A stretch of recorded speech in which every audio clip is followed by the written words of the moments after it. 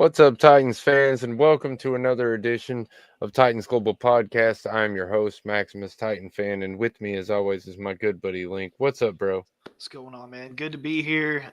Big show tonight.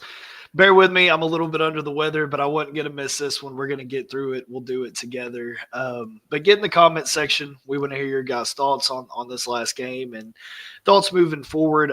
Comments going to be a pretty big deal tonight, as we'll talk about in a second. And then give us a share, give us a subscribe. We want to reach as many people as possible. We do this for you guys. We want to continue doing it. So with that, I guess we get right into it. Yeah, man. So obviously, this is a really special show for me, and for Titans Global Podcast. It's our 100th show. We've been doing this for 100 shows now. Not really looking for any accolades or anything like that. I'm just really proud of how much we've grown as a podcast. I started doing this thing by myself, just joking around, and it turned into a real thing. And, we're sponsored and everything. So, I feel like I've actually made something, had some pretty big guests on. We'll have some more big guests on this off season. I've already got some lined up. So, stay tuned for that. But just excited about the 100th episode. We are giving away a hat, by the way, giving away a nice Titans hat. I actually bought it for myself, but never wore it. And just wanted to celebrate the 100th episode, man. And all you got to do to get this nice, sweet black Titans hat that's just slick to death, man. Official, by the way. I don't want to give away no cheap crap. But all you got to do is jump in, just like Jill Morris here. Thank you, Jill. We appreciate it. We love the fact that you're on with us watching right now. And you're entered to win the hat. That's all you got to do. Get on, throw a comment in, say what's up. If you've been watching us for a while, get on YouTube and subscribe. That's really what we want you to do.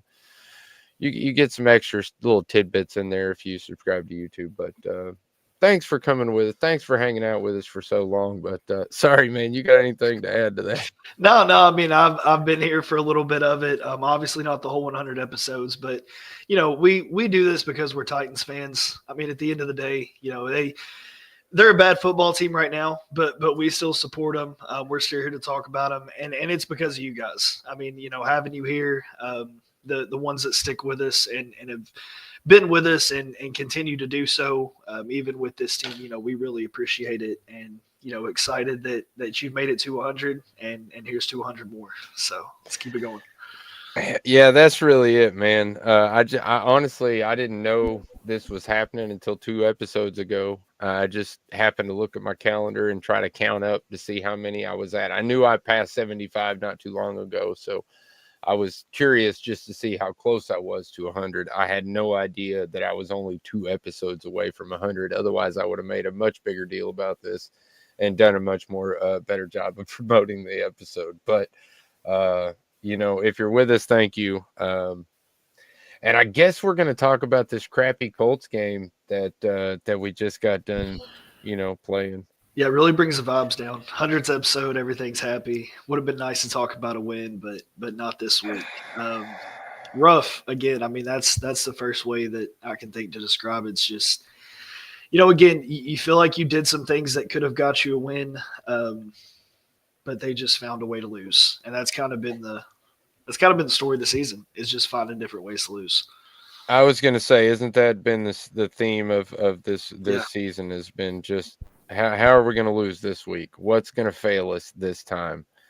It's really kind of a sad thing because, I mean, I knew we had this. I knew we had this game. I was even like trying to project where exactly this would land us, because if we win this game, where exactly is that going to land us in the draft later on down the road? But man, just got out of hand way too quick. And I'll be honest with you, man, I hate to bring up sore subject because I know it's sore. But both the Tennessee teams this week just got blown the hell out way too early. It got way out of hand, and it was extremely disappointing. Well, and here's where I draw a little bit of a parallel to that. And I know that college football and professional football are two very different things in two very different leagues. But when like I had a chance to think about that, and it's when I left the stadium in Ohio, like obviously you're going through a pretty excited fan base who likes to talk crap, much like Tennessee does. And I had people ask me, how does this feel? And honestly, like I'm still happy with the Tennessee Vols season. Like I really am. Like you have a good upward trajectory. Yep. You've got a freshman at quarterback who still showed some good things during this one. You've got young players, especially on the defense. So that's something you can hold together. And if you look at it like, 2 or 3 years, they're still going to be right there in that conversation. With the Titans, like I don't know where they go from here. Like so that's like it's tough, but in two different ways. Because with the Tennessee Vols, like I can look and say, okay, the pieces are there, your window is open, you've got a good future trajectory. With the Titans, like I feel like they just continue to take multiple steps back. And that's what scares me is even looking at this draft, like there's so many holes. I don't know what you try to fill first, what you try to fix first. So yeah, I don't know. It's going to be an interesting offseason to see how this Titans team bounces back. But just when you talk about the two parallels to those, like you can clearly see the disconnect. I mean, Tennessee brings in the right coach, the right system, turns things around just like that in a couple years. I don't know if the Titans are capable of that. And again, I know draft versus recruiting, like two very different leagues, but it just goes to show that if you get the right people in place in the right positions, your coaching staff, your quarterback, if you get the right mentality, across the board with your players, it's two very different situations, in my opinion. Yeah, and the Vols had to learn that kind of the hard way, man. Yeah. We went through quite a few Went through it. coaches before Absolutely. I mean, if you ask me, ever since Philip Fulmer really left, I mean, we had a little bit of a boost with, what was that guy's name? Butch Jones, I think, from Arkansas or whatever. Don't speak the name. But he kind of sullied his Yeah. name by what he did. So, and that's why, honestly, that's why I don't like Lane Kiffin. I mean, I never had a reason to not like Lane Kiffin until he like skated out of Knoxville in midnight. I mean, that was the craziest crap, dude. Like, you really, I mean, don't forget Shiano. I mean, you want to talk about a fan base. oh my God. You want to talk about a fan base. Like the people that showed up to Columbus, Ohio, and the people who took to Twitter, Facebook, the donators who just said no, you're not going to hire this guy. When I said Sarkisian, when Shiano was announced, Yeah. you talk about a powerful fan base. I mean, it's different in Knoxville. It's absolutely different. Well, yeah, man. I mean, first of all, when you've been playing since the early teens, I think it is, and when you brought enough winning culture, I mean, I understand, I get it, especially because Knoxville if you live in this part of the country or this part of Tennessee, let me say it that way, you don't have a lot of football to cling to. There's unless you go out of state. And go to Georgia or something like that, or I'm almost 300 miles away from Nashville, so Yeah. you got to drive a good way if you want to see some football other than UT. So yeah, UT has a huge draw. I mean, Neyland Stadium's like what, 127,000 capacity or something silly like that. 102. There you go. Yeah. 102. And we're at 76, I think it was, or 74. And dropping with the new stadium. I mean, I don't understand that at all, but whatever. It's going up. It looks faster than they anticipated, so that's cool. Yeah. It'll be cool if it opens early, but I don't know if we don't have a team to celebrate, if that'll be a really good thing opening in there.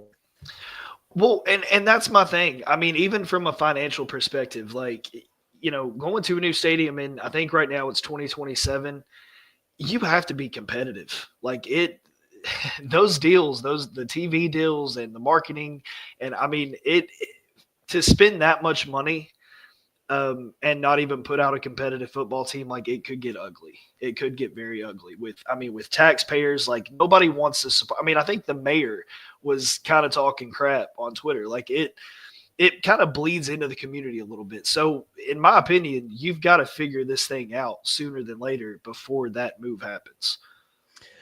I agree with you on that. I think people are definitely getting antsy at this point, and I think it was because of the expectations that we had, prior to the season. But it's not a good vibe in Nashville right now. Yeah. I don't know. So in your opinion, I mean, obviously the rushing is what killed him this week. I mean, just completely unable to stop the run. Jonathan Taylor had a field day, over 200 yards. Why is that? Like the roster's the same. They played this team before. I mean, what in your mind is this team just not ready to play? Are they not prepared? Because that was asked in the locker room, and players said they felt like they were prepared, but it doesn't show up on the field. I mean, when you continue, according to Brian Callahan, they had the best practice they ever had Friday. Exactly, and that's the issue for me. Like if obviously it wasn't the best practice. If this is the product you put on the field on Sunday, I don't see how you can even comment on how good of a practice it was. So I don't know. There's just a disconnect for me, and at times I feel like this team isn't ready to play. And they've been asked, if they're soft. They've been asked if they're prepared, and they say one thing, but I see another thing on Sundays. So why? Yeah. I mean, in your opinion, why is that? Look, man. First of all, hats off to Jonathan Taylor. And second of all, now I know what every other AFC team felt like when the Titans come in there and Derrick Henry run all over their ass. Jonathan Taylor is an amazingly talented running back. I mean, people were asking whether he was the best, in the league after Henry hurt himself. So, I mean, I give a lot of credit to Jonathan Taylor, but at the same time, man, people missing their lanes, just not doing their job, mostly at the linebacker position. And I know we're a little thin at the linebacker position. There's really no excuse for that, though. But yeah, man, I mean, linebackers would miss, and that was it. I mean, there was some good blocking, but other than that, and the fact that the linebackers, and the linebackers shouldn't be the first person to hit the ball in a ball carrier in the first place. I mean, the D-line should at least get an arm on them or something, slow them down a little bit. It was sad, man. I mean, it was honestly, watching it was very brutal. I'm sure, like I said, it's like what a lot of other AFC South teams felt like playing the Titans, because, it was just like we could not get the ball back. We actually, tried to mount a pretty decent comeback, and we got close, I guess, but it was just too little, too late. And like I said, I mean, they were just grinding away the clock with Jonathan, and there was nothing we could do. We could not stop him. Didn't matter. And I mean, Jeffrey Simmons had a great game this week. Sweat had a decent game. Wasn't great. I mean, he got jabbed in the eye, and I think in the first quarter. I think that kind of affected him the rest of the game. But, man, just really subpar work from the edges. I mean, our edges.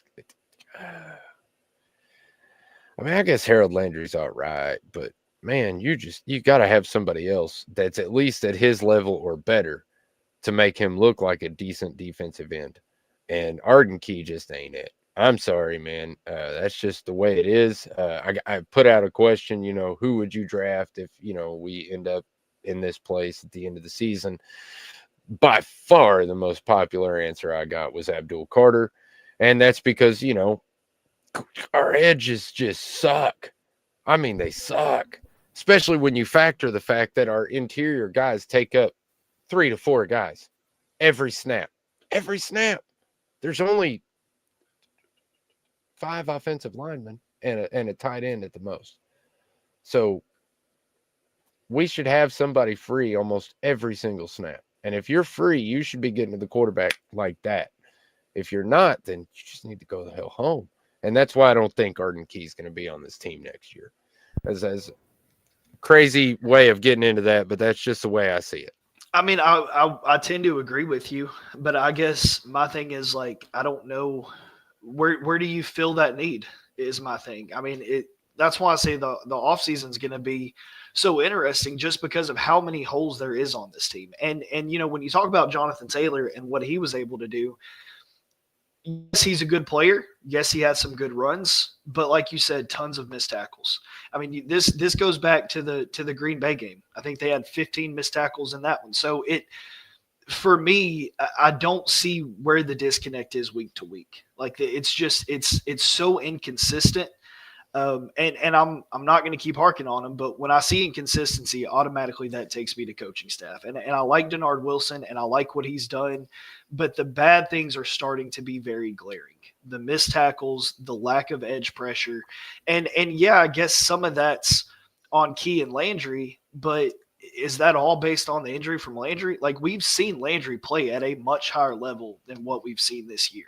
And I just don't know why that went away. And then Arden Key, again, just wildly inconsistent. So you just have so many holes on this. I mean, you look at the offensive line. We're still shuffling around offensive line pieces. Levin came in at center. NPF was benched again. Like there's just so many places that are glaring to me. And I don't know. It just speaks to inconsistency, and I hate to put it on the coaching staff, but when you're having to move these guys around, when you're not getting full effort, when you're seeing the play not show up, that's just the first place I look. Well, yeah, and I mean, look, man, another player that I think of right off the bat when I think about disappointing yesterday, or yeah, it was yesterday. Uh, Monty Hooker. He had an interception, which was amazing in the first part of the game. It's a nice interception, just following the quarterback's eyes, read it perfectly, got underneath the ball. It's great, perfect. Uh, but I think it was like a 30 or 40-yard run by Taylor that ended up in a touchdown. Amani Hooker just fell down. I mean, I don't know what the hell he was doing. I've seen high school kids react better to a ball carrier than what he did. I swear, if you honestly asked me in the moment, from the anger that I was feeling from what lack of effort I just saw, I would just say that he didn't care. He didn't care to try to tackle the guy because he might get hurt because Jonathan Taylor's a thumper and he was at full speed. So instead of doing that, he just kind of juked himself out of his shoes and sat down on the ground. I mean, that's what I saw. I don't disagree, but my thing also is if Jonathan Taylor is getting to the second level that easily in an open field, Oh, that's not good. There are other things going wrong. Like Hooker is not supposed to be. Obviously, he's expected to make that tackle, but he's a last resort. So Right. I don't. You bring in Quandre Diggs. He's kind of supposed to be that guy. He's supposed to be kind of your rush help, the big time tackler. So obviously injuries have hurt, but I saw the same type of thing from the middle linebackers too, like just the lack of Oh, yeah. effort. Even the front line. Look, I don't think Simmons had a bad game. I don't think he's had a bad season, but there are times when it looks like he takes plays off. So I mean, effort, missed tackles. Just again, it's unpreparedness to me. It's just unpreparedness. They get out there and it's like a deer in the headlights. I mean, these runs, it literally looked like deer in the headlights. Guys were getting turned around. They're missing their gaps. I don't even know if they knew what play was going on. Like the holes in this were just, and this is on a defensive line that this is the last thing you expect. I mean, you have an interior of Sweat and Simmons, and I know Sweat he had an eye issue, so he was kind of in and out. But still, like this defensive line was built good enough to stop the run. If you look at it on paper, they're built good enough to stop the run. So to see a game like this and just see them completely fall apart, again, that just gives me more reason to worry moving forward. Yeah, no, and I don't disagree with you. It's not good, and we got to figure that out. We went from run yards per game average. We went from 12th to 23rd after this game. It was such a bad outing, and I think the 335 yards or whatever it was, it's a pretty good estimate. I think 335 yards that we gave up. was the most in franchise history. I think they had to go back all the way to like the 30s or 40s or some crazy like that. But historically bad, folks. On a better note, though, hundredth episode. All you gotta do is drop in the comments, be entered for a free hat. Mason Rudolph.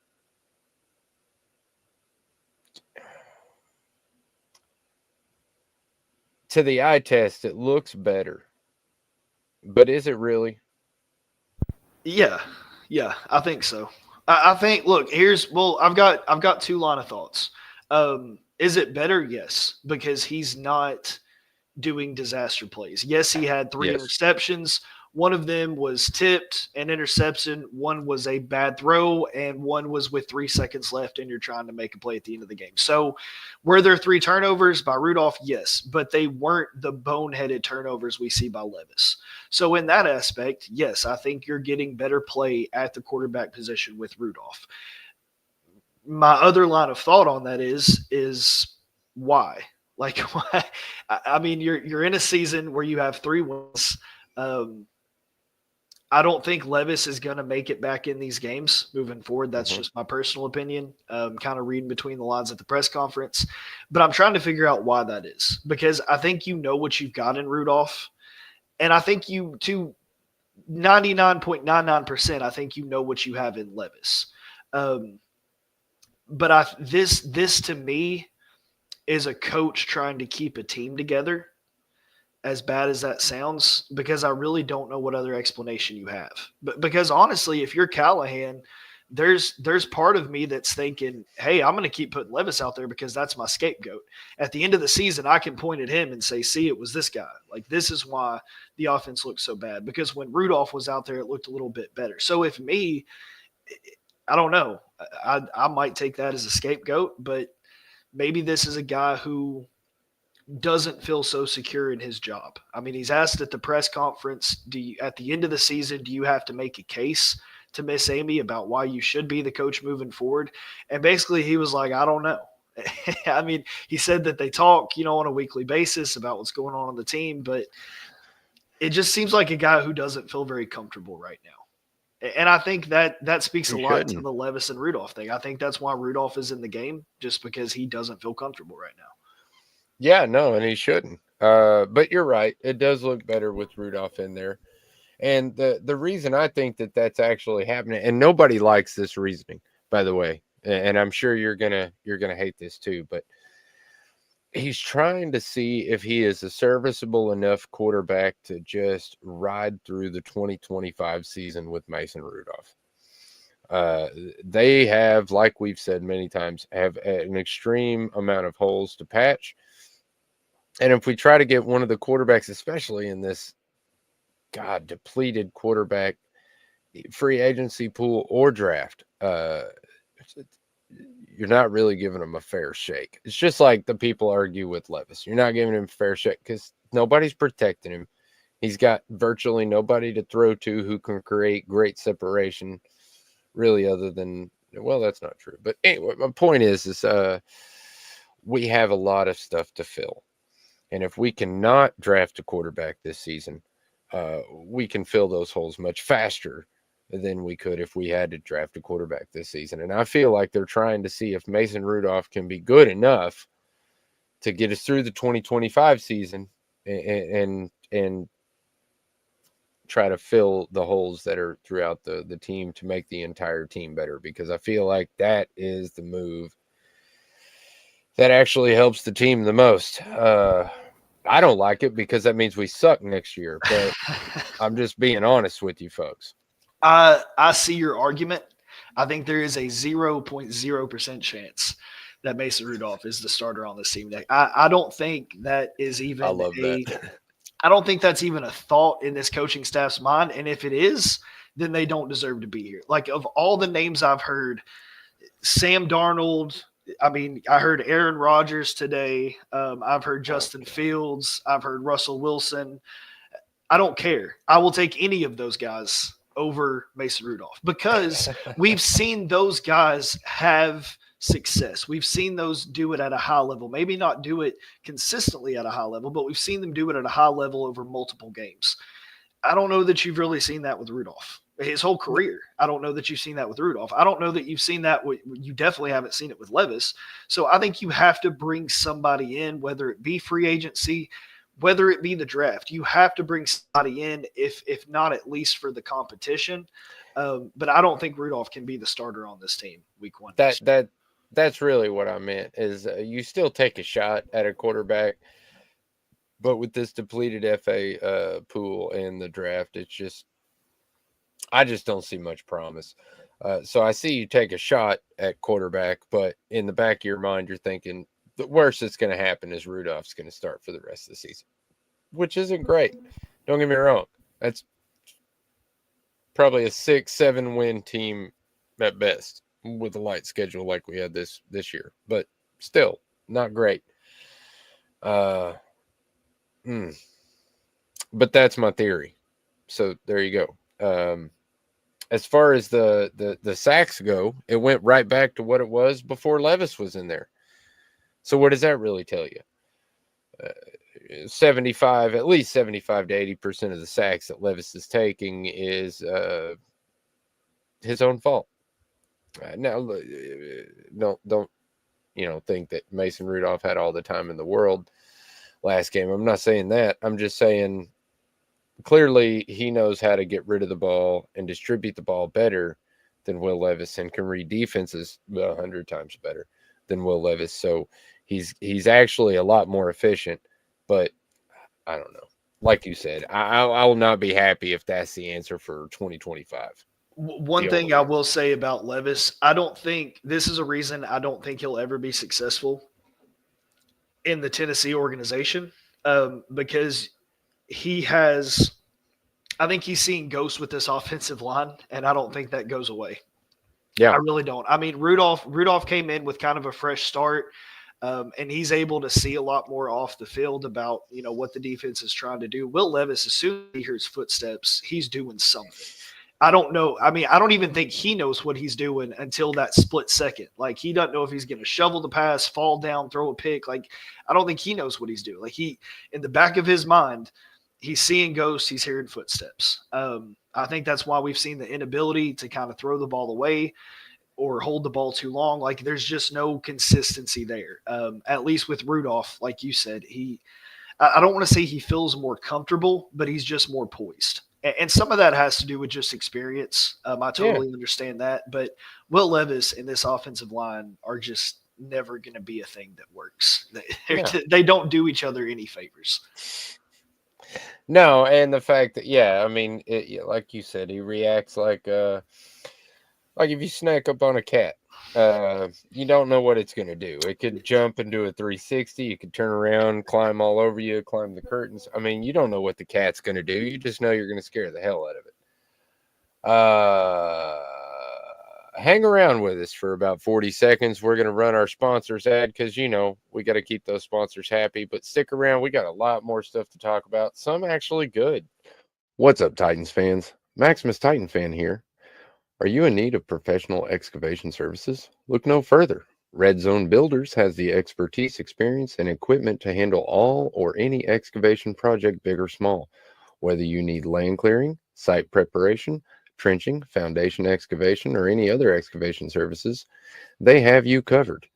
Their team of skilled professionals will work diligently to ensure your project is completed safely, efficiently, and to your satisfaction. Trust the experts at Red Zone Builders to get the job done right. Boom. All right. Do want to remind you guys, 100th episode, jump in here, drop a comment, enter the drawing for the hat. So all you got to do is drop a comment on the live show. It's real easy. Tony Pollard didn't really show up much for this game other than one or two runs that I saw. But enough to break that 1,000 yards for the third season in a row, and enough to have his career high here in Tennessee. So I like that, and I like those stats. Again, I love Tony Pollard. Not saying anything about him. He was injured, so I didn't really expect him to play much in this game at all. Just happy with his production overall for the season. Yeah, I agree with that. I think he's been the most important weapon on offense this year. And I will say it's good to see Tajay Spears in the lineup. Like I know he had kind of a rough day rushing the ball, but still showed up in the pass game a little bit. He's just a utility guy. I still think he's going to be a big piece of this team moving forward. But Pollard, I mean, I think he's earned himself maybe an extension when the time comes. If he can continue showing up like this, really happy with what he's been able to do. And another positive, Chigakonkwo continues to show up on the stat sheet. That was my thing. I want to continue to see the tight ends get involved. I think that's when this offense runs the best, is when Pollard's rolling and when the tight ends are catching the ball. The one thing I fear about from Chig, though, is if I'm not mistaken, didn't we see this last year? Like the last 3 or 4 games, Chig just Every kind of year. came in and popped off. Like, why can't we start the season that way and continue it? Now, I know some of that has to do with scheme, I guess, but Chig, when he's on this level, he is one of the better tight ends in the league. Like, this is the talent that you drafted him for. This is 2 weeks in a row that he's done this, and he'll probably do it for the last 2 games. I wouldn't be shocked to see that. What I am going to need to see is him come out of the gates like this next year. I want to continue to see this because Hmm. that's a huge part of this team if he can continue to do that. Yeah, and I feel like, just remind me if I'm wrong, but I feel like me and you had a conversation about how the best way to exploit this Colts team is to shoot short passes in the middle of the field with Chigakonkwo or Josh Wiley. Yep. And Chigakonkwo has a career day Yep. over the middle. I just saying, I hate to say it, and I know a lot of people are upset with Brian Callahan. I am too. But I mean, it's good play calling. He had a good game plan this week. He actually executed it pretty well throughout the whole game. Uh, just He even showed adjustments to the defense. I mean, got to give him credit. That's one of the things I've been so upset with him about. Although he still had the stupid challenge, that bothered me. But this game, I think there are 2 or 3 games this year that I've said this on, but this is one of those games that I feel like you can say, okay, he's a good play caller, but it goes back to that thing of first year. It's your first year play caller, first year head coach. But stop. To do one great. Don't do two decently. Do one great. Let somebody else do one great. Here's the one pushback I give to that. And I don't I promise you I do not hate Callahan. I promise you I don't want to see his job removed from him. But when you're down 31-7, it's really easy to call offensive plays. Well, that's a when, good when point. you get yourself when you get yourself in a hole and you're going against a defense that is basically just set back and cover, you're going to have those passes over the middle. So when I give credit to Okonkwo for catching those passes, like you're supposed to catch those passes. When I think Calvin Ridley has played much better with Rudolph at quarterback. He's over 100 yards if that play isn't called back by the hands to the face. But I don't. It's hard for me to judge play calling and scheme in this one, just because I don't like using this word, but they're garbage time touchdowns. Now, I yes, was going to say a lot you of it get was, yeah. close. Yeah, I mean, you get close at the end. You catch back up and credit the players for continuing to go out there and do their job. However, you're playing against very soft coverage. You're playing against a team that's just kind of working not to lose the game, and that makes things more difficult. From a defensive perspective, but from an offensive side, I really didn't like nothing was really proven to be that much this week. All right. Hard egg to crack, but that's okay, man. It's all right. Again, I'm not down in the guy. I'm not calling for his job. I just want to see it's I'm not saying he did a bad job. It's just hard for me to say one way or another because you put yourself in that hole. I'll say this. If we were, let's just say, hypothetically, we get to the end of the season and fans are calling for his throat. Amy gives into the pressure. fires Coach Callahan. Mhm. Who are you going to bring in that's going to move the needle for me other than maybe Ben Johnson? Well, I mean that's hard to say because you don't know who's going to be available. But again, I talk about a happy medium between Callahan and Vrabel. Like you need someone who's a little more new school, um, but somebody who can get physicality out of the players. Somebody who can come in, set an identity, set a culture. I don't know what that name looks like, but I haven't been able to see Callahan do it. So again, I'm not saying fire the guy right now. I think you have to get through the last two games, but I think there will be coaches out there um, that you can take a swing on who just has a little more experience. I think that's the biggest thing this year is just experience. You put a young first time head coach with a lot of young first time on this team players. You tried to build a team in the free agency and it didn't work out for you. So I don't know. I don't know that Callahan to me has done enough to earn another year. I don't know that I'm really in a position where I feel confident answering that question either way. Um, so I'm not saying fire him at the end of the season, but if they keep him, he better start hot next season. Like you've got to find a way to get it right because he's not going to have a lot of time.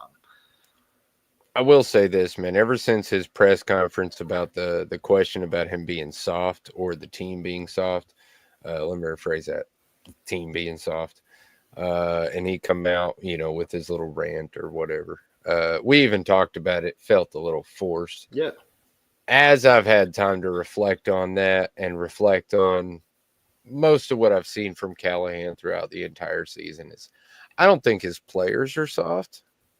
I don't think his game is soft, but I think he's a little soft. Yeah, we saw. I mean, look, he cried at the. There's nothing wrong with men crying. Absolutely. No, But no, look, there's nothing wrong with you that. cussed out your quarterback on the field in the middle of a nationally televised ball game. You got to the podium and cried after beating the JV Patriots. Then you got up there and went on a rant cussing out the media because they called your team soft. A game after your rookie said that guys weren't ready to play in the cold. So totally justified question. Like, I don't know if soft is the right word for Callahan, but emotional. Like we talked about Levis and how we want to see him keep his emotions in check and don't let the highs get too high and the lows get too low. I didn't think we'd be having the same conversation about the coach. And look, when you have a coach that does that, teams take the identity of their head coach. That's why I don't think Levis and Callahan were a good combination. I just Agreed. don't. I mean, because you've got a quarterback who's too up and down. You've got a coach who's too up and down. I don't know that you need that for this team. When you're trying to build a roster, when you're trying to build a new culture, when you're trying to build a new offense, you need a little more experience in that area. And I think the question is over these next two games, can Callahan do enough to prove to the ownership that he can grow as a coach the same way he expects the team to grow as players? I think that's the biggest question. Oh, that is a good And question. look, like Levis wasn't able to do that. We didn't see the growth in maturity. No. We didn't see the growth in his game. I don't know that I've seen enough from Callahan to say that he can do it either. So that's why I'm such a loss. Right now, I mean, if you were to ask me, I don't want to say I'm 50-50, but I feel real close to 50-50 about whether there should be a coaching change. Yeah, that was kind of my point as to why I brought that up, though, because there's not a whole lot of coaches for me that move the needle. I mean, obviously, there's the really hot names like Ben Johnson, Right. and if Ben Johnson came to Tennessee, yeah, I would not care if they fired Callahan. I don't care. And Paul Kuharski brought up the point that finances really mean nothing. Amy's paid 3 coaches all at once already in the 18 season, I believe. When they hired Vrabel, she was still paying Wisenhunt and Malarkey, I guess. But I just, unless you see somebody out there that like really moves the needle that wants to come to Tennessee, I don't see any reason why changing just because you don't know what you're getting. I mean, Hi, hypothetical situation. Let's oh, okay. say Belichick doesn't go to UNC. He doesn't go to college, and he's available. You want Belichick over Callahan? Mm-mm. Okay, fair, Hell no. fair. Hell no. Okay. Basically, just because of my own that's my own bias, and I'll say that because I hate Belichick. I hate Belichick. I hate I hate him so much that I call him Bill a cheat. I have a really hard time calling him Belichick, and I don't want to insult the man. But yeah, as far as I'm concerned, he's a freaking cheater, and that's I'll, really all I got. I don't disagree, but I'll put it this way. Remember when the rumors started about Tom Brady to Tennessee? There is not a player that I dislike. I won't use the word hate. There's not a player I dislike more than Tom Brady that has Oh ever yeah, played in no, the I feel NFL. you on that. But I told the guy, I'm like, if he signs with Tennessee, the very next day I'm gonna go buy a jersey. Like that's where I'm at. I don't like him as a player, but I feel like he was one of the best quarterbacks to play the game. Same way with Belichick. Don't like the guy, one of the best to coach. Same way with Nick Saban. Like you have to respect it. And I'm not saying you need Belichick. Like I don't know that I would have. I don't think that would have been a good fit either. I just don't think that would have worked out. Right. But I will say you need someone, in my opinion, that has that experience. Now with Callahan, I thought, okay, Brian doesn't have that experience, but Bill does. And I thought Right. Bill was really going to be able to come in and kind of coach him along and show him the ropes and be able to say, look here, do this, like kind of just give him like a leg up on the thing. But Bill Callahan can't even fix the offensive line, much less the coaching staff. So I don't know. Like I just had very high hopes, not just for this team, but look, Brian Callahan was my top option in the offseason. Like I Mine too. absolutely love the hire, absolutely love the hire, absolutely loved what he put together. It just didn't work. It just didn't work out. And I don't know, you can contribute a lot of that to personnel, but some of it I feel like is on him. And that's what I'm looking for. Is can he prove it, or do we need someone with a little more experience who's done it before? Yeah. And the funny thing is though is that you don't really get to answer that question until about mid 2025, which sucks. I mean, if we don't fire him in this offseason and we carry him through the offseason, we're not going to know the answer to that question until about mid-season 2025. If we're anything below 500 at mid-season next year, I mean, depending on the schedule and stuff, I don't know. I ain't looked at none of that crap. All I'm saying is, if we're still even close to this situation next year, there's not a question at the end of next year, or even maybe mid-season next year, that he's going to be fired. But this offseason, I just see it as a possible, not probable. Next year, like I said, if we're close to this next season, yeah, absolutely. Guy's going to lose his job. Then they're going to go on to the next hot hire and try to get him in. But I just don't see it happening this offseason just because of all the drastic changes we made. Plus, we're still talking about this depleted, god awful roster that J Rob has left us with. I mean, last season we were fighting tooth and nail for Calvin Ridley, which don't get me wrong, Calvin Ridley's good. I'm not, but let's be real for a second. Calvin Ridley was not. No, I'm sure Calvin Ridley was number one on a couple people's list, but for most people, I think he was the third best wide receiver option. And but then everybody got scooped up. Brandon Ayuk got scooped up. T. Higgins was the one we looked at. Higgins. Yep. What was the other guy? Hollywood. I think he went on IR this year, so I'm glad we didn't get him. But my point is that Ridley was not the top option in free agency.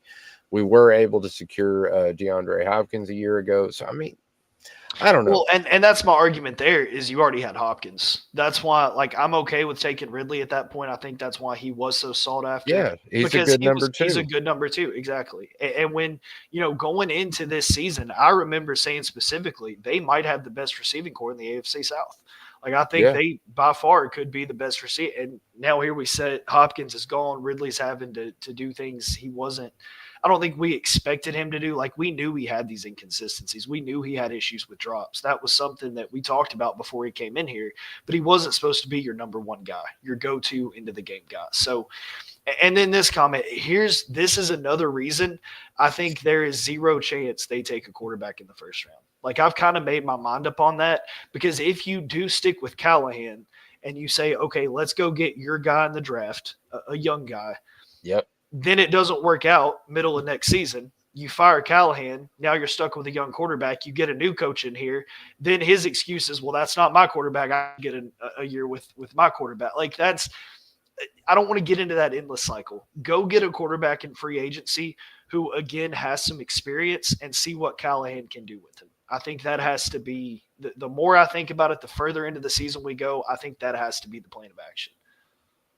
Yeah, and I hate to say this because, I really don't like the guy personally. And because my father-in-law is a fan of Green Bay, I've actually watched a lot of his career. But Aaron Rodgers is somebody whose name pops up a lot. And I hate to say it, but it really makes a lot of sense. I mean, especially for Brian Callahan, who, could actually use another mind in the offensive play calling idea. I mean, I really don't like the idea because I just don't like the guy personally. But I think that you're right on it, Jill. I think that is probably the best answer. And to be honest, like you said, the young quarterback's not a good option. Because then not right now. What happens? Yeah, Callahan goes away. Then we got another, and then we're just stuck with the same Levis conversation. Well, is it the quarterback? Is it the coach? No, I don't want any of that. So yeah, I agree with you 100%. Either you take a shot at one of the lower quarterbacks like Gabriel or Nussmeier or whatever, or you get a veteran, which is what I expect them to do.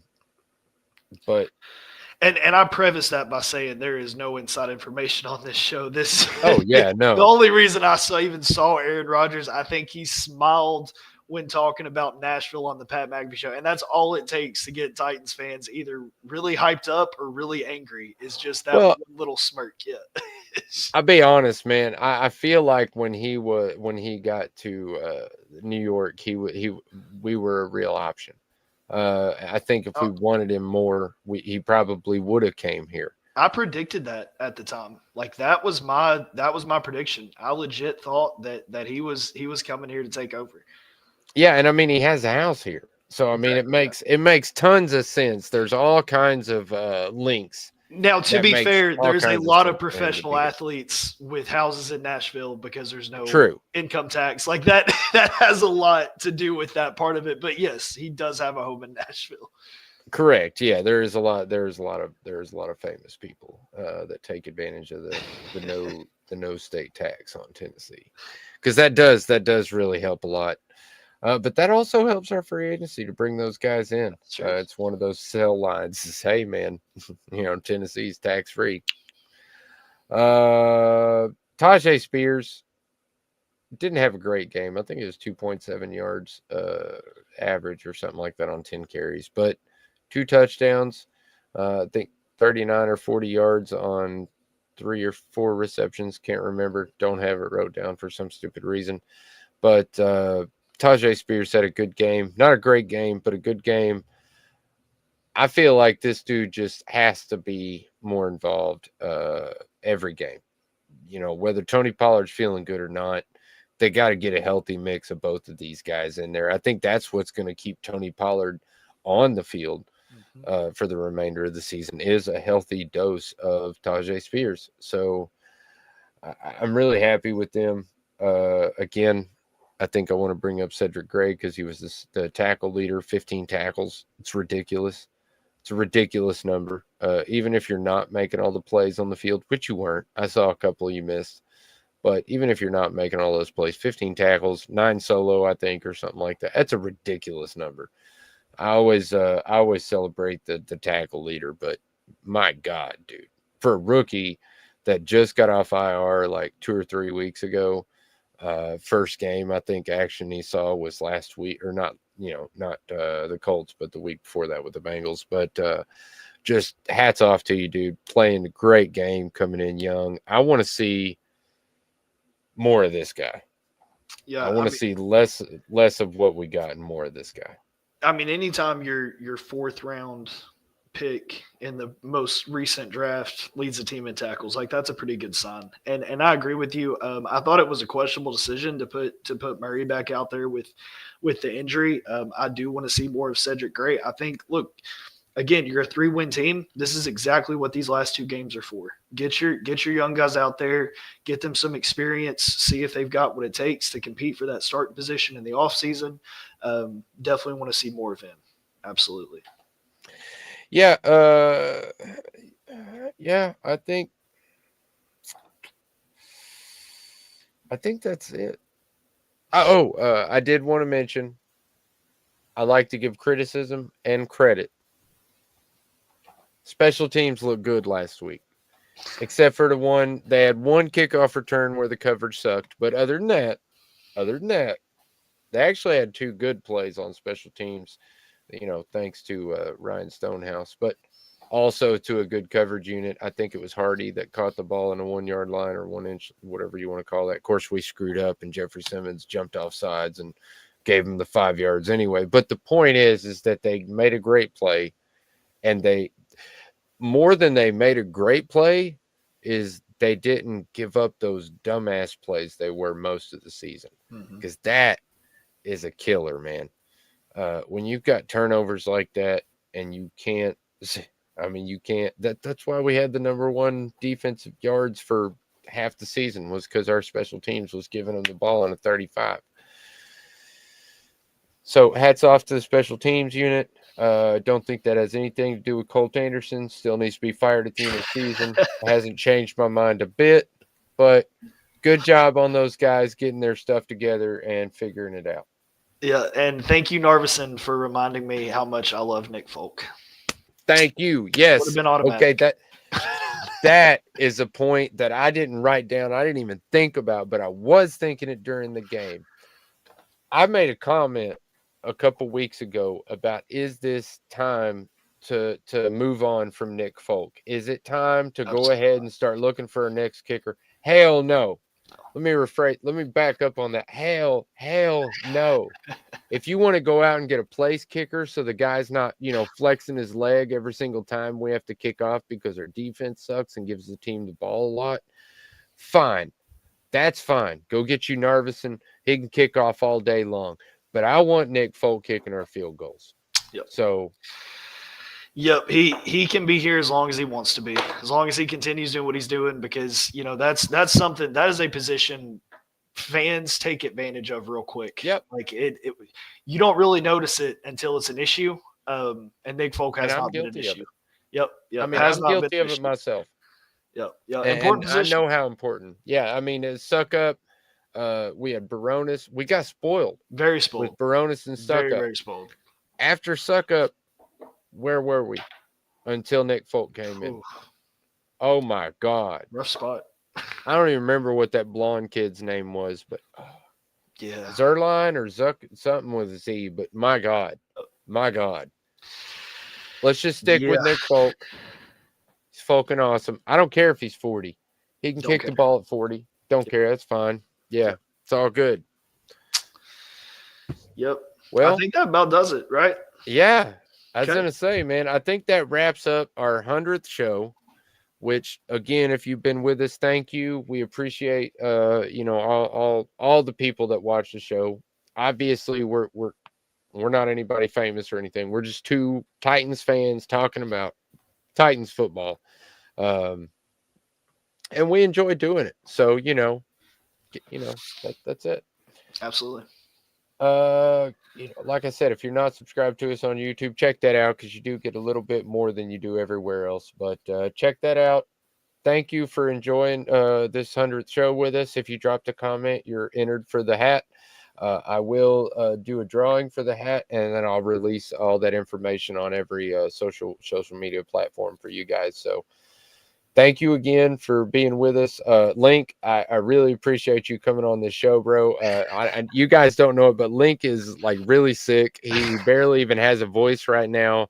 And he insisted on doing the show. Even though I told him it's cool, we can reschedule or I can do it by myself. He was like, no, this is the 100th show. I'm definitely going to be here for it. So I really appreciate you, Link. You are too good to me, brother. All good, man. I had my coffee. I sucked it up. I was ready to go. Just to talk about what you said. Everybody, we really appreciate you watching. We love doing this. As I say every week, it's for you guys. Have a safe and Merry Christmas. If you're traveling, thank you for being with us. Make sure to tune in. We try to bring as much as we can to you guys. All the content's for you. That's what we do it for, free of charge. So until next time, we appreciate it. Thank you, and tighten up. Tighten up. Peace out.